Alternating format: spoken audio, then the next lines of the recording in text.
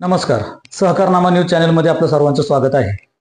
आज आपण भीमा सहकारी साखर कारखाना पाटस याच्यावर बोलणार आहोत. विषय होता जनरल सभेचा, ज्यामध्ये काही घडामोडी घडल्या, काही गोष्टी घडल्या आणि त्याच्यानंतर काही वृत्तपत्रांमध्ये, पोर्टल्सवर वेगवेगळ्या बातम्या सुद्धा आल्या.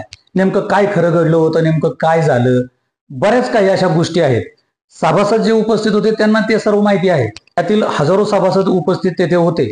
त्यांनी डोळ्याने आपल्या काय घडतंय काय नाही ते पाहिलं. मात्र जी तालुक्यातली जनता आहे ती आजही अनभिज्ञ आहे, कारण बातम्या दोन्ही बाजूने येत आहेत. काही बातम्या राहुल कुल यांच्या बाजूने येत आहेत, जे भीमा पाटस सहकारीचे आता चेअरमन आहेत आणि तालुक्याचे विद्यमान आमदार आहेत. तशाच काही बातम्या ह्या नामदेव बाप्पू ताकवणे, रमेश आप्पा थोरात, जे माझे आमदार आहेत तालुक्याचे, त्यांच्या बाजूने येतात. त्याच्यामुळे जनता कन्फ्यूज आहे की नेमकं काय घडलंय, नेमका हा विषय काय घडलेला आहे. तर सर्वात प्रथम आज आपण हे पाहूया की काही दिवसांपूर्वी म्हणा किंवा आजकाल म्हणा की काही अशा बातम्या आलेल्या आहेत की ज्यामध्ये असं म्हटलं गेलं आहे की आमदार राहुल कुल हे अक्षरशः त्या सभेच्या ठिकाणाहून पळून गेले, किंवा ज्यावेळेस काही लोक त्यांना या जे प्रश्न विचारायला गेलेले होते त्यावेळेस त्यांनी काढता पाय घेतला. नेमकं काय घडलंय हे आता आपण पाहूया.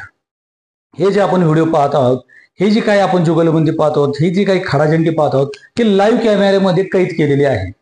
पहिल्या जुन्या काळी काय व्हायचं की पत्रकार जे आपल्या बातम्या लिहायचे, पाठवायचे, नेते काहीतरी वेगवेगळी भाषणं करायची, स्टेजवर भाषणं करायची आणि ते जे नेत्यांना बोलायचे ते बोलून जायचे. मात्र ते काही मुद्दे, ते पॉइंट पत्रकार कॅच करायचे, ते वृत्तपत्रामध्ये छापून यायचं.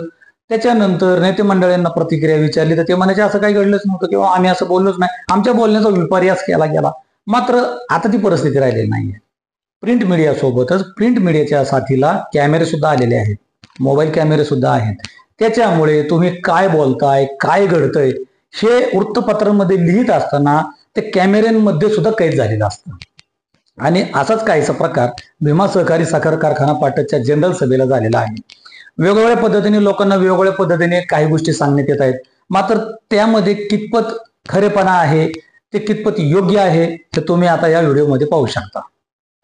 घटना अशी घडलेल्या आहेत की आमदार राहुल कुल म्हणजेच भीमा पाटसचे चेअरमन यांना काही प्रश्न विचारण्यात आले होते. मग त्या प्रश्न उत्तराच्या टायमाला खरंच राहुल कुल त्या प्रश्नांना बगल देऊन पळून गेले का, की त्यांनी त्याची मुद्देसूद उत्तरं दिली, हे तुम्ही ह्या व्हिडिओमध्ये पाहणार आहात. कारण हिंदीमध्ये एक म्हण आहे, हात कंगन को आरसी क्या और पढे लिखे को फारसी क्या.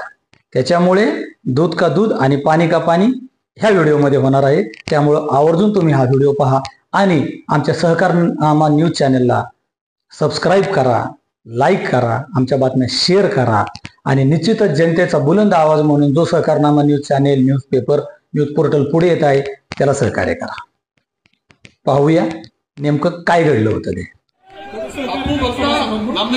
प्रश्न विचारावे, उत्तर प्रश्न विचारावे, प्रश्न विचारावे, थोडे जास्त प्रश्न तुम्ही विषय नंबर 1 पासून 10 पर्यंत वंदे भारत एक्सप्रेस चालवली आणि आम्ही आता जर बोलायचं होतं म्हटलं कसं बोलायचं, बोलायला परवानगी दिलीच ना.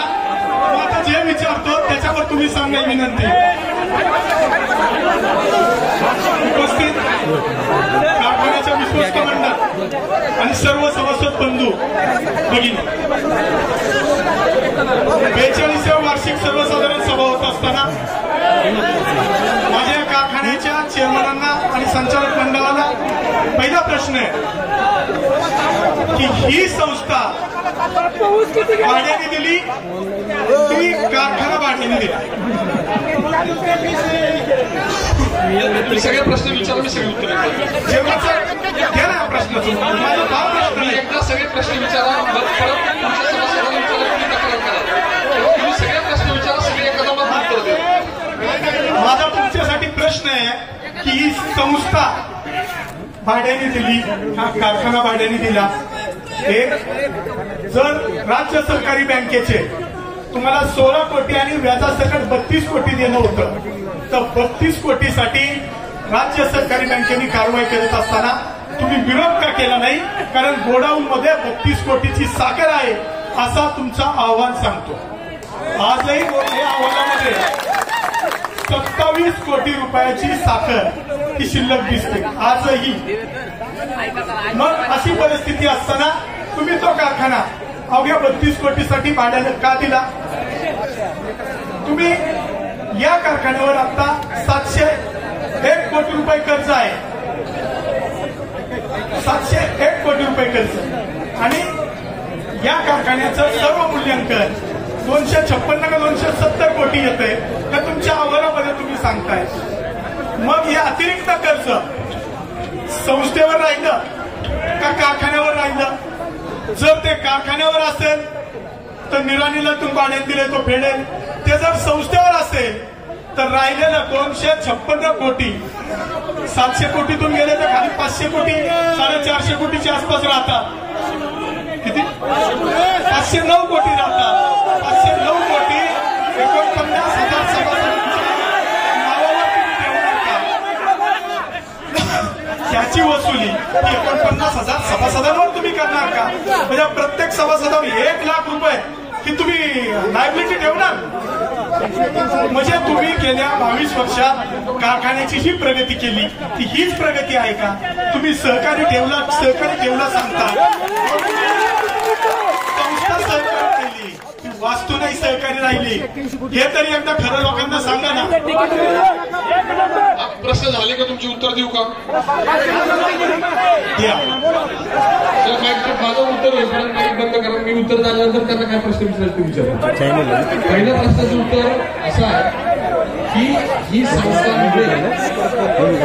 भीमा सहकारी साखर कारखाने भाड्याने दिलेला नाही, तर भीमा सहकारी साखर कारखान्याचा जो साखर कारखाना आहे तो सरफेसी ऍक्ट प्रमाणे जे अधिकार एमएससी बँकेला आणि पुणे जिल्हा बँकेला प्राप्त झाले होते, पुणे जिल्हा बँकेने महिन्यात घेतला आणि त्यामुळं पुणे जिल्हा बँकेच्या आणि एमएससी बँकेच्या संमतीनं हा जो कारखाना आहे, संस्था नाही, कारखाना हा ताब्यात घेऊन एमएससी बँकेने लीड घेऊन त्याला पीडीसीसी बँकेच्या अटी शर्ती टाकून तो भाड्याने दिलेला आहे. एक पहिल्या प्रश्नाचं उत्तर झालं. दुसरा तुमचा प्रश्न असा होता की या संदर्भातली जी काही 16 कोटी रुपयाची किंवा 20 कोटी रुपयाची जी काही आउटस्टँडिंग एमएससी बँकेचं होतं, परंतु हे कर्ज 2 बँकांनी सहभागात दिलं होतं. त्याच्यामध्ये जवळपास जिल्हा बँकेचा आकडा कारखाना बंद झाल्यानंतरही त्यांनी व्याज आकारणी केल्यामुळे तो 130-140चा जवळपास 3 वर्षामध्ये 170-180 कोटीच्या पुढे गेला होता. त्यामुळे ही लायबिलिटी सगळी वाढत होती. त्यामुळे याच्यामध्ये 2 फायदे झाले की एमएससी बँकेला भाडे तत्वावर द्यायला स्वारस्य होतं, त्यांना विक्री करण्यात स्वारस्य नव्हतं, परंतु पुणे जिल्हा बँकेला त्यांचं ओटीएस करण्यामध्ये स्वारस्य असल्यामुळे त्याच्यामध्ये जिल्हा बँक सुद्धा त्यांचे ओटीएस अकाउंट निघत असल्यामुळे कारखान्याचं हित जपावं हा उद्देश आमचा होता, पुणे जिल्हा बँकेचं हित जपावं हा उद्देश पुणे जिल्हा बँकेचा होता. त्यामुळे आमच्या हितासाठी तो कारखाना सुरू होणं गरजेचं होतं, आपल्या हितासाठी तो कारखाना सुरू होणं गरजेचं होतं, सभासदांच्या हितासाठी तो कारखाना सुरू होणं गरजेचं होतं आणि तो सुरू करण्यासाठी आवश्यक ती चर्चा झाल्यानंतर याच्यातल्या कन्सोर्शियम मिटिंग झाल्यानंतर जे 32 कोटी रुपयाची साखर तुम्ही म्हणताय त्याच्यापेक्षा तेवढंच कर्ज आपण त्याच्यावर साखरेवर घेतलेलं असल्यामुळे ती विक्री करून बँकेचेच रिपेमेंट फक्त होणार होतं, तर त्याच्यातून आपल्या हातात काहीच येणार नव्हतं. पहिला मुद्दा. दुसरा, फक्त 16 कोटी किंवा 20 कोटी एमएससी बँकेसाठी आपण हा भाडेतत्वावर दिलेला नाही, तर हे जे दोन्ही बँकांचं जवळपास 170, 180, 190च्या दरम्यान जे अॅक्युरेट त्या तारखेचं कर्ज होतं ते रिपेमेंट करण्यासाठी हा कारखाना आपण भाडेतत्वावर दिला. त्यामुळे साखर विक्री करून एमएससी बँकेचं भागलं असतं, पीडीसीसी बँकेचं भागण्यासारखं नव्हतं. त्यामुळे आपल्याला तो निर्णय घ्यावा लागला. आणि परत तुम्हाला सांगतो की हा सगळा निर्णय करताना आपण त्याच्यामध्ये कायदेशीररित्या पूर्ण सगळ्यांचा सल्ला घेऊन या भागामध्ये जे जी राजकीय व्यवस्था सुद्धा आहे त्यांच्या सगळ्यांच्या कानावर घालून याच्यामध्ये मी पुढे राजकारण आणलं नाही. कोणत्याही पक्षाची संस्था असो, कोणत्याही पक्षाची मदत घ्यायची वेळ असो, मग मी त्याच्यामध्ये दिल्लीमध्ये अमित शाह साहेबांची मदत घेतली, इथे मान्य देवेंद्रजींची मदत घेतली, इथे मान्य अजित पवार साहेबांची मदत घेतली. मी कुणावर आहे कुणावर नाही याहीपेक्षा मला कमीपणा आला तरी चालेल, परंतु त्याच्यामध्ये मी या संस्थेसाठी सातत्यानं प्रामाणिकपणे प्रयत्न केलेले आहेत आणि ती सुरू करण्यासाठी जे जे पॉसिबल होतं ते केलं. त्याच्यामध्ये तुम्ही जे सांगितलं 700 कोटी वगैरे आकडा हा माझ्या ह्या अर्थसंकल्पातला नक्की नाहीये, तर त्याची आकडेवारी अर्थसंकल्पात दिली तशीच आहे. ती वाढवून चढून सांगून लोकांचे गैरसमज करणं काही योग्य नाही. सर्व्हिस ऍक्ट म्हणजे काय आला, तर सर्व्हिस ऍक्ट का आला, तर बँकांचं हित जपण्यासाठी बँक ज्यावेळेस लोन देते त्यावेळेस ती बँकची वसुली व्हावी, त्याला संरक्षण मिळावं म्हणून सर्व्हिस ऍक्ट आला. आणि सर्व्हिस ऍक्ट अंतर्गतच ही कारवाई झालेली असल्यामुळे ती योग्य दिशेने जावी, त्याच्यामधून कारखान्याची विक्री होऊ नये, तो कारखाना खासगी होऊ नये याची पूर्ण काळजी घेऊन तुम्ही जे म्हणताय त्याच्यामध्ये ही म्हणजे संस्था कराराने दिलेली नाही याची पहिली तुम्ही नोंद घ्या. परंतु जो साखर कारखाना या संस्थेचा आहे, ज्याच्यावर कर्ज दिलंय, बँकेने दिलं होतं, त्यांनी तो कारखाना चालून कर्ज वसुली करायचं ठरवल्यामुळे आपण फक्त कारखाना हा कर्ज वसुली होईपर्यंत भाडे तत्वावर दिलेला आहे. तो एमएससी बँकेने आणि पीडीसीसी बँकेने दिलेला आहे. आणि बापू आपल्या आजूबाजूनी ते यांना सांगितलं, राजामध्ये मी तुम्हालाही सांगतो की हाच कारखाना मूळ अडचणीत, त्याच्यामध्ये अजून वेगवेगळ्या संकटाची भर, त्यातून आपण तो टिकून तो सहकारी ठेवून चालवलाय. मी याच्यावर परत एकदा मुद्दाम उल्लेख करतो, तुम्ही तो उभा आहात, मी इथं उत्तर देतोय. ते सहकारी संस्था आहे म्हणूनच देतोय आणि सहकारी संस्था राहणार आहे म्हणूनच देतोय. करार जरी 25 वर्षाचा असला तरी जेवढं क्रशिंग जास्त होईल तर त्याच्यामध्ये आपल्याला लवकर रिपेमेंट होईल, लवकर आपली परतफेड होईल. आणि जेवढं तुम्ही जास्त ऊस द्याल, ह्या कोपऱ्यातल्या लोकांनी जर सगळ्यांनी ऊस दिला ना, लय लवकर रिपेमेंट लवकर करू, जेवढं आपल्याच हातात आहे. जेवढं क्रशिंग करू तेवढं रिपेमेंट लवकर होईल, जेवढं क्रशिंग कमी करू तेवढं रिपेमेंट उशिरा होईल. कराराप्रमाणे तेवढं लांबेल. तेव्हा सगळ्यांना माझी विनंती आहे, आता मी उल्लेख करणार नाही कोणाचा ऊस किती आलाय मला माहिती आहे, कुटुंबात किती क्षेत्र आहे ते माहिती आहे. कारण तुम्ही विचारलंय, तुम्हाला नक्कीच दीपकरावांनी उल्लेख केला की नामदेव बापूंनी प्रश्न विचारले, आपला अधिकार आहे, मी माझं कर्तव्य करतोय. परंतु सगळ्यांना आता सूचना एवढीच आहे की जेवढं क्रशिंग कराल, दराच्या स्पर्धेत तर आता कारखाना आहे जो कधीच नव्हता, तर त्याच्यामध्ये आपण सगळ्यांनी जादा ऊस जेवढा द्याल तेवढं लवकर रिपेमेंट होईल, लवकर कारखाना निर्णय आपल्या ताब्यात सांगितलं. तुम्ही अर्ध सत्य सांगताय. संस्थाही सहकारी नाही, पण कारखान्याचं तुम्ही खासगीकरण केलं हे तुम्ही कबूल केला, जाहीरपणे सरळ मार्ग कबूल केलं पाहिजे आणि हाताने नाही. पहिली गोष्ट, पान नंबर 8 वर 700 कोटीचा आकडा आहे, अहवाल तुमच्या हातात आहे. पान नंबर 700 कोटी आकडा तुम्ही दिला.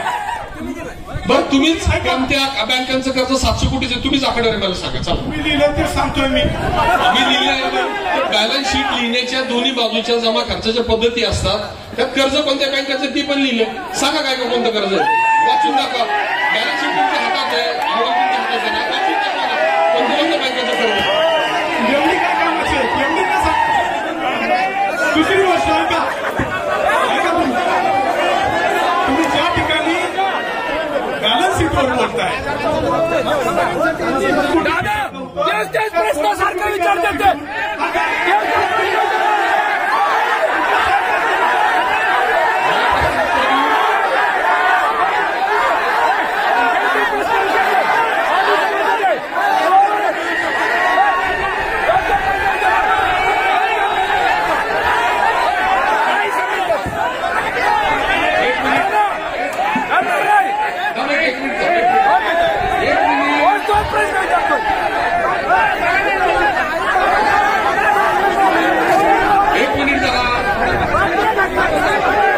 बापू विक्रम उत्तर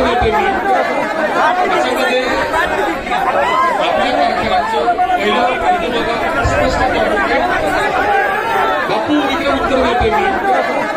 त्याच्यामध्ये आपल्या कारखान्याचं पहिलं स्पष्ट उत्तर देऊ द्या मला प्लीज.